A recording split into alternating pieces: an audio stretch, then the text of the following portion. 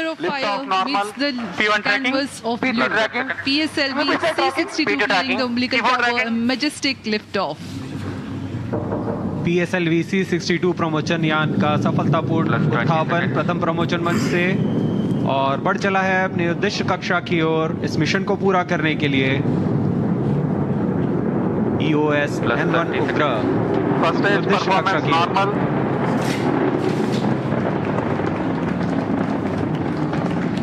Char ground station is tracking presently for 70 seconds after a lift of the S-139 motor, and the two strap-ons will together develop thrust. प्रथम चरण का निष्पादन पूरी तरह सामान्य, यान अपेक्षित पथ का अनुकरण करता हुआ जा रहा है। Shaft to engine main auto.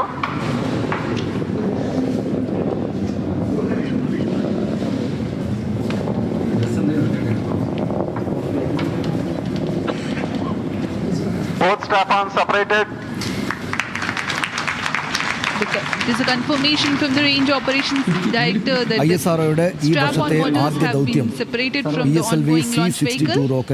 However, the core S-139 motor continues to burn and develop thrust. ഇപ്പോൾ 10-17 दोनों स्ट्रैप ऑन बूस्टर को यान से पृथक कर दिया गया है तथा बूस्टर अभी भी प्रज्वलित है। പോസിറ്റീവായ രീതിയിൽ പുരോഗമിക്കുന്നുവെന്ന വിവരങ്ങളാണ് നമുക്ക് കാണാനാവുക. ദൃശ്യങ്ങൾ നമുക്ക് കാണാം. 13 ഉപഗ്രഹങ്ങളെയും ആണ് ഇത് ഭൂമിയുടെ ഭ്രമണപഥത്തിലേക്ക് എത്തിക്കുക. അതിന്റെ പ്രാധാന്യം ISROയുടെ ഈ വർഷത്തെ ആദ്യ ദൗത്യമാണ് എന്നതാണ്. EOSN-1 ഭൗമ നിരീക്ഷണ ഉപഗ്രഹവും വഹിച്ചാണ് PSLVയുടെ C-62 റോക്കറ്റ് ഇപ്പോൾ ശ്രീഹരിക്കോട്ടയിലെ സതീഷ് ധവാൻ സ്പേസ് സെന്ററിൽ നിന്ന് കുതിച്ചുയർന്നിരിക്കുന്നത്. ഇതോടൊപ്പം ഇതിനു പുറമെ 13 ഉപഗ്രഹങ്ങളെയും റോക്കറ്റ് ഭൂമിയുടെ ഭ്രമണപഥത്തിൽ എത്തിക്കുന്നുണ്ട്. ISROയുടെ വാണിജ്യ വിഭാഗമായ new space India limited NSIL ആണ് ഈ ദൗത്യത്തിന് നേതൃത്വം നൽകുന്നത്. ഇന്ത്യയുടെ ഏറ്റവും ശക്തമായ റോക്കറ്റായ PSLVയുടെ 64ാമത്തെ ദൗത്യമാണ് ഇത്. ചന്ദ്രയാൻ 1 ചൊവ്വ ദൗത്യം, ആദിത്യ L1 ആസ്ട്രോസാറ്റ് ദൗത്യം എന്നിങ്ങനെ ശ്രദ്ധേയമായ ദൗത്യങ്ങൾക്ക് ഉപയോഗിച്ച വിക്ഷേപണ വാഹനമാണ് ഈ EOS-N1. വിക്ഷേപണ വാഹനമാണ് PSLV. ഈ EOS-N1 ഇന്ത്യയുടെ ഏറ്റവും തന്ത്രപ്രധാനമായ ഭൗമ നിരീക്ഷണ ഉപഗ്രഹമാണ്. കൂടുതൽ വിവരങ്ങളുമായി അഖില നമ്മോടൊപ്പം ചേരുന്നു. അഖില, ഈ വർഷത്തെ ആദ്യത്തെ ദൗത്യവുമാണ് ISROയുടേത്. എങ്ങനെ പുരോഗമിക്കുന്നത്? അതെ, സനീഷ് സൂചിപ്പിച്ചതുപോലെ 2026 ആദ്യ വിക്ഷേപണത്തിനാണ് ഇപ്പോൾ ISRO തുടക്കം കുറിച്ചിരിക്കുന്നത്.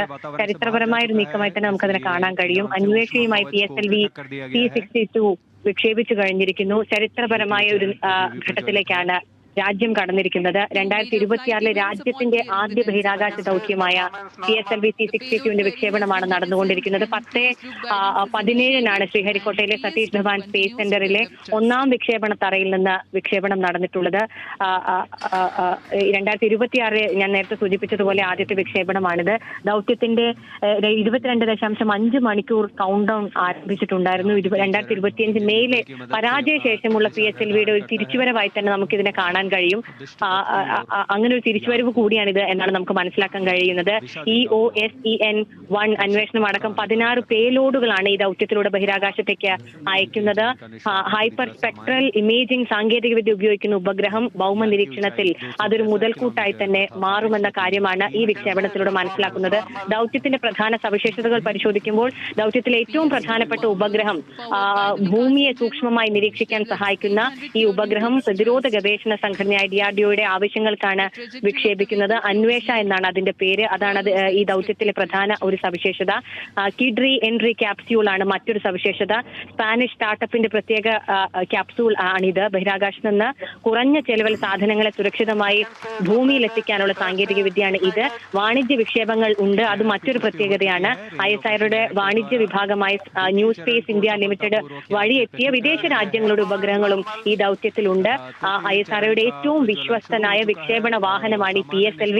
അതിലാണിപ്പോൾ ഒരു ദൗത്യം 2026 ആദ്യ ദൗത്യത്തിലേക്ക് കടന്നിട്ടുള്ളത് ISRO. 2017 ഒരൊറ്റ വിക്ഷേപണത്തിൽ 104 ഉപഗ്രഹങ്ങളെ ഭ്രമണപഥത്തിൽ എത്തിച്ച് ലോക ശ്രദ്ധ നേടിയ ഈ റോക്കറ്റിന് കഴിഞ്ഞ വർഷം മെയ് മാസത്തിൽ ഒരു പരാജയം നേരിട്ടിട്ടുണ്ടായിരുന്നു. അത് നമ്മൾ കണ്ടതാണ്. അതിനുശേഷമുള്ള ഒരു ദൗത്യത്തിലേക്കാണ് ഇപ്പോൾ കടന്നിട്ടുള്ളത്. അതിനാൽ തന്നെ ഈ PSLVയുടെ കരുത്ത് വീണ്ടും തെളിയിക്കാനുള്ള നിർണായകമായ ഒരു ദൗത്യമാണ്. അതിനിർണായകമായ ഒരു ദൗത്യത്തിലേക്കാണ് രാജ്യം കടന്നിട്ടുള്ളത് എന്ന് തന്നെ നമുക്ക് പറയാൻ കഴിയും സനീഷ്.